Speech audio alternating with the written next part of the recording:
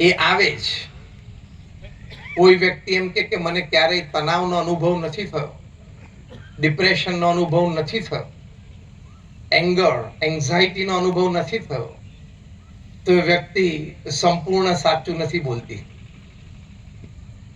કારણ કે આપણે પરિવાર લઈને બેઠા છીએ એટલે સંબંધો છે, સમાજની વચ્ચે રહ્યા છીએ એટલે સામાજિક સંબંધો છે, વેપાર ધંધો નોકરી કરીએ છીએ એટલે એક આર્થિક પ્રવૃત્તિ સંબંધી સંબંધો વ્યવહારમાં છે.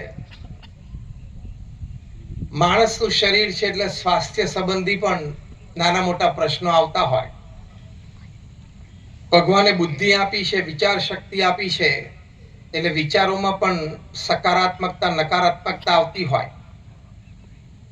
વળી હૃદય છે, આપણે ભાવનાઓ પણ છે, એ ઇમોશન્સ પણ જેમ તમારે